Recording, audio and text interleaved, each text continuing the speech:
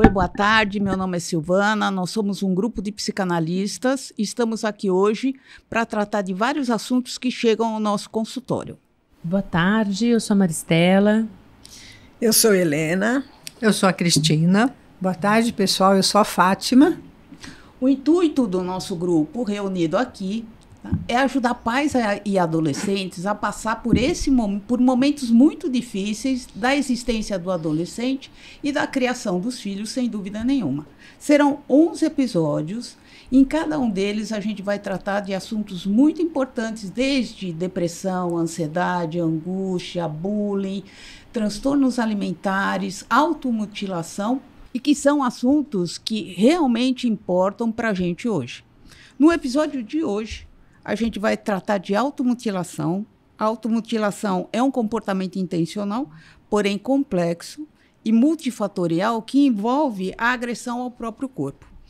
Embora seja um comportamento que pode ocorrer em qualquer idade, a gente sabe também que a automutilação não tem o intuito suicida, ok? Isso tem que ficar muito claro hoje, tá? Embora, como a gente estava dizendo, embora seja um comportamento que pode acontecer em qualquer idade, ocorre principalmente na adolescência e início da vida adulta. Os tipos mais frequentes de automutilação são os cortes, né? Os socos em partes duras do corpo, né? Além das queimaduras e dos hematomas. Então, a questão que a gente vai discutir hoje é por que os jovens, e a maioria são jovens, se cortam e quais as consequências emocionais que levam o indivíduo a uma prática dessa. Então, Silvana, é muito interessante esse tema, porque a gente tem visto nos consultórios cada vez mais adolescentes que chegam realmente com essa questão da automutilação, né? A gente percebe que eles estão muito entristecidos, com muita angústia, e essa é uma forma de linguagem, né? O corte é como se ele estivesse colocando no corpo todas as emoções que ele não consegue lidar, raiva, frustração, sentimento de fracasso, no corte, como um alívio, é o que eles relatam para a gente, né? Como uma forma de expressar aquilo que eles não conseguem colocar para fora, ou o que eles estão passando, sentindo, as emoções. É uma fase que deixam de ser crianças para serem adolescentes e ainda não sabem direito lidar com esse turbilhão de emoções que essa fase geralmente proporciona, né? Helena. Pois é, neste momento da adolescência, o grupo é essencial como um elemento identitário, né? Esse jovem precisa se identificar com esse grupo. E, às vezes, esse sofrimento é gerado pelo próprio grupo.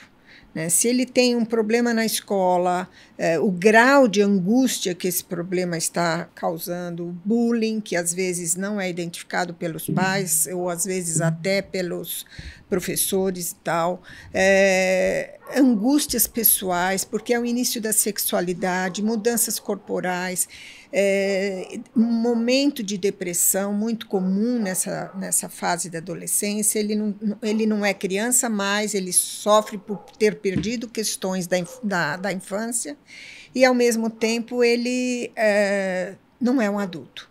Então, ele fica nesse meio, e é um meio de muito sofrimento, porque o corpo é muito importante e, às vezes, o bullying vem pela gordura, pela magreza, por alguma dificuldade de verbalização. Enfim, são tão variados, porque a gente tem que lembrar que hoje tem as questões das redes sociais. Então, não é mais o bullying que se vê, né, mas é aquele bullying escondido, e que esse é o grande risco. E eles ficam nesse sofrimento e não tem outro canal, acaba indo para o corpo. E esse demonstrar esse sintoma no corpo faz a gente pensar e questionar e trazer para os pais essa observação, né? Observar o que está acontecendo com esse jovem, com esse adolescente, para detectar onde que está a causa dessa automutilação, porque isso é por acontecer situações e outras questões que ele não consegue falar, que ele não consegue expressar em casa, ou por não ter abertura, ou por ele ter dificuldade. Então, ele demonstra isso no corpo. E os pais precisam estar muito atentos a isso e muito próximos e muito presentes na vida desses adolescentes para ajudá-los nessa situação que é muito difícil, né? Nessa fase da vida que é muito difícil para eles, né? E para os pais também, né? Sem dúvida.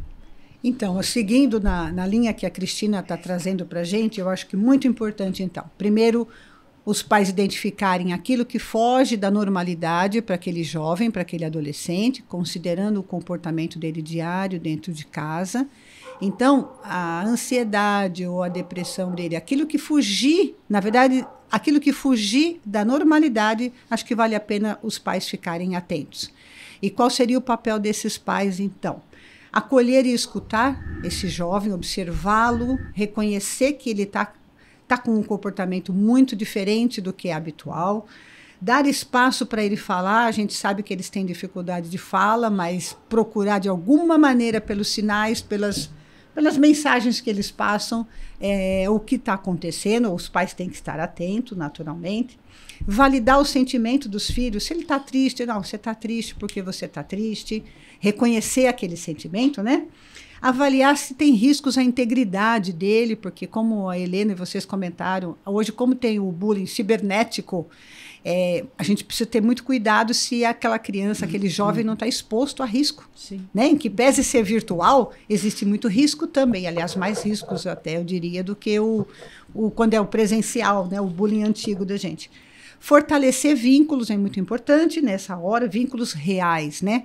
Proporcionar atividades reais, encontros de vínculos reais, para que esse jovem se sinta seguro e ele consiga compartilhar com os pais o que está acontecendo com ele. Sem dúvida, né? Eu acho que o que a gente está tentando esclarecer hoje é que, primeiro, o corte ou o machucado, seja ele qual for, ele sempre é um machucado resultado de uma dor afetiva e emocional. Essa dor afetiva e emocional, provavelmente, né, ela é resultado também, né, de um sofrimento que está relacionado aos pais, pode estar relacionado à relação com os pais, à relação com os colegas, né, a ele mesmo, né, de se identificar, como vocês mesmos falaram. Quer dizer, eu tenho que criar uma identidade, tenho que me organizar na adolescência. E muitos tentam se organizar e não se sentem igual a ninguém que eles têm em volta. Né? Porque tentar se identificar é muito complicado, porque todo mundo quer seu grupo, todo mundo quer suas coisas, né? Todo mundo quer ficar, né, junto com todo mundo. Então, essas questões emocionais são muito importantes e, como a gente mesmo falou, quando foge da normalidade, efetivamente, os pais deveriam ficar muito atentos. E o corte é um sintoma, né? Um corte é o final da linha. E a gente precisa, quando chega aí, é porque muita coisa aconteceu. Então, os pais têm que ficar atentos.